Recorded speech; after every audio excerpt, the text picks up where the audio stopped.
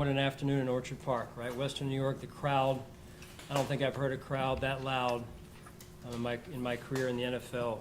And there were times when we couldn't even communicate with the middle linebacker out there, and I'm sure, Doris had the same issue with Josh, but amazing environment. Really proud of the players, really proud of the staff. I know people may want to say about game plan this, game plan that. The players did a phenomenal job, man. At the end of the day, the players executed at a very, very high level, and it came down to fundamentals. And I'm really proud of the way that they played, complimentary-wise, and effort-wise as well. So with that, I'll turn it over to you for your questions. Coach, you always talk about this game is one at a time. Just care to talk about the O-line, D-line in the trenches. Yeah, that's where the game starts, and we talk about that quite a bit, and you can never take that for granted, never. Our O-line and our D-line, Coach Cromer, Coach Washington, Coach Gund, Coach West, they do a phenomenal job every week, and it's a weekly deal, right? So that's where it's got to start. Sean, not to take away from the win, but there was a lot of emotion with all the guys that come through here. On the sideline, you saw yourself go out and talk with Trey.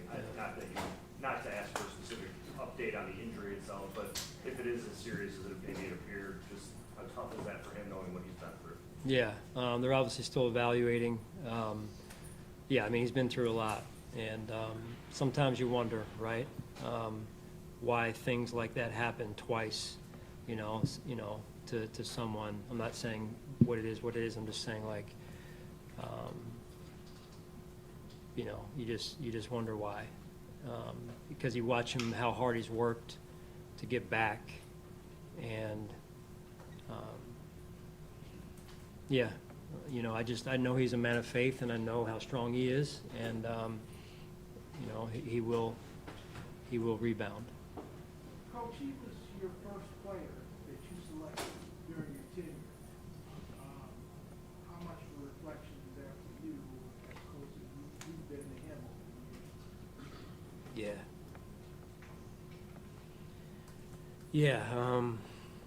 He personifies what it is to be a Buffalo Bill. His family is tremendous, and he works as hard as anybody I've ever been around, and I love him. I mean, to see him on that field the way he was hurting is hard. It's hard to watch. But I'm so proud of the team and the way they rallied around him, and I know, like I said earlier, I know that he will rebound. He's too tough. Hey, Sean, how impressed were you with Ken and his staff this week? Like, guys in position to execute some of those matchups? Phenomenal job. And like I told the team, that the defense was reeling early. We couldn't stop them early through the first two drives, and our offense was rolling. So they held serve while we can kind of get our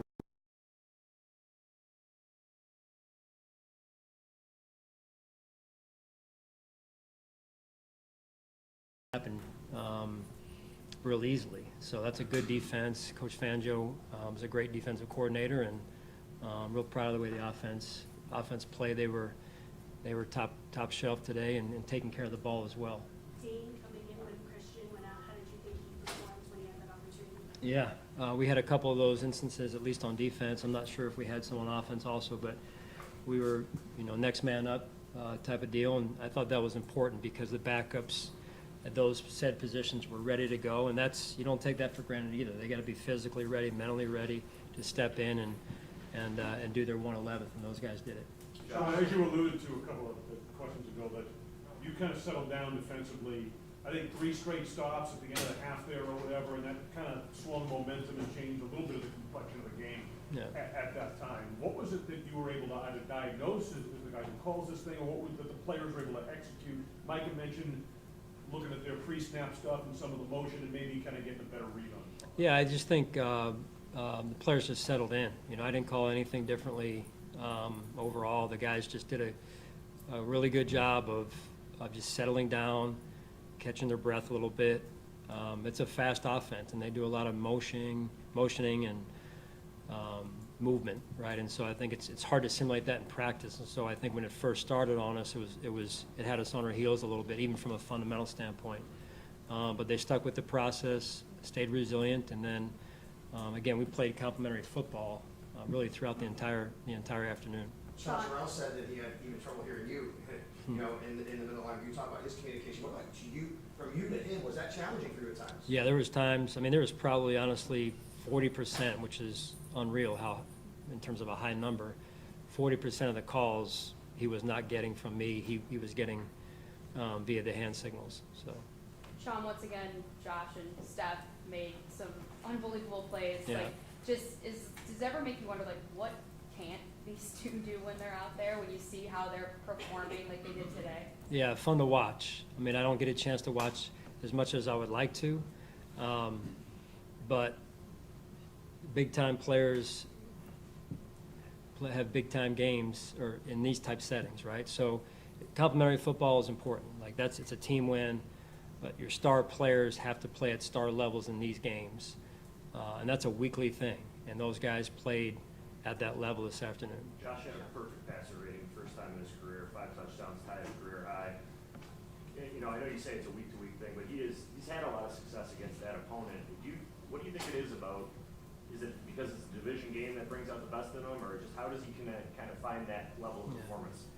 Well, I mean, you know, you'd want to, the first reaction is, well, the scheme, but they've changed defensive coordinators, right? So you can't say that. I just think that Josh's process, right, during the week, his preparation, the way he's maturing and developing and bringing the discipline, you know, that really impressed with what he's done, in particular the last 3 weeks. When you go into this without Jordan, you know, obviously a big spot for Taylor. Yep. You got to watch the tape, but what do you make of what he was able to do out there?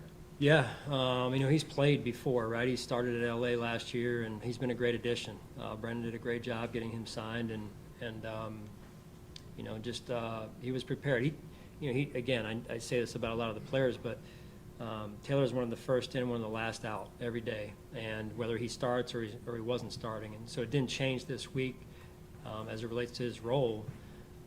In terms of like his process is the same every week, and you know, that's part of why he had the success he did today. Yeah, what an afternoon overall. You set the win aside for a second, like we're saying, what, 9 months ago? You know, this young man's in the situation he was in, and now he's back playing, you know, training camp in the spring, training camp preseason, and now a regular season game at an NFL level.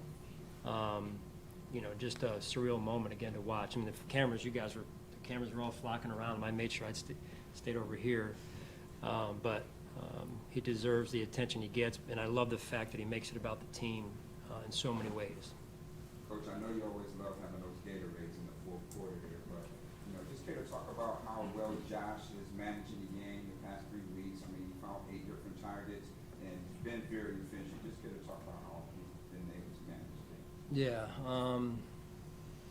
Again, I just think when you're playing good team offense, you're not any quarterback is not predetermining where they're going with the ball.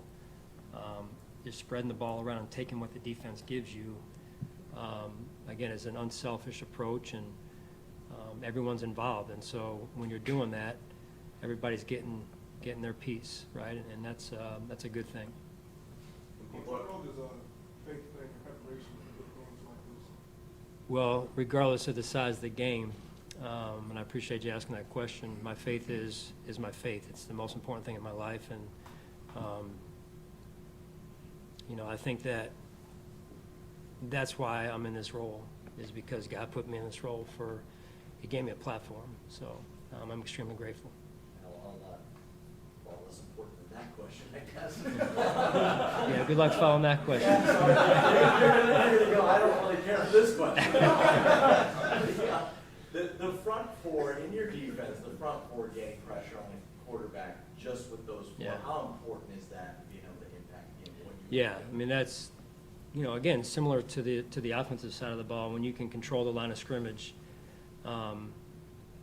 it just makes the day a lot easier. Whether you're calling plays or you're playing around, you know, offensively, defensively, whatever. When you control the line of scrimmage, the game dictates, and so that was apparent today. You know, I thought our defensive line, once we settled down, did a great job controlling the line of scrimmage, and then offensively as well. It's probably not like this for you and your coaching staff, but Daquan Jones kind of flies under the radar when people talk about the defensive line. When he plays, he makes a lot of plays. Yeah. Pretty loud. Yeah.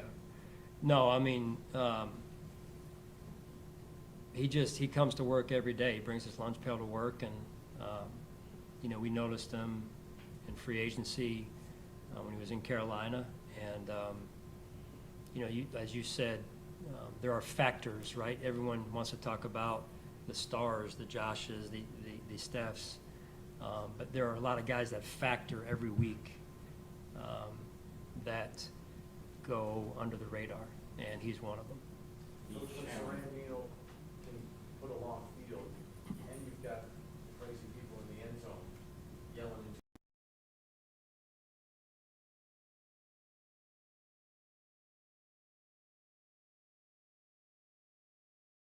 TB couldn't hear me.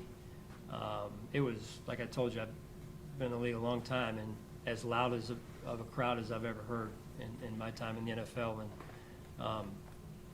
you know, playoff games, whatever it's been, that was as loud as it gets, man, because I don't know how in our world it could get any louder.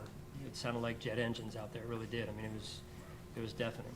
Sean, you got a different week ahead of you here with Yeah. players going through this new experience. What kind of challenge? Yeah, well, it'll be, we got to be on the same page, and a lot of collaboration has gone into it behind the scenes. And I think, you know, the staff has done a phenomenal job. I'm not talking about myself or the coaches. I'm talking about like the support staff, operationally, business side, have done a great job behind the scenes, working behind the scenes to keep the players focused on this week.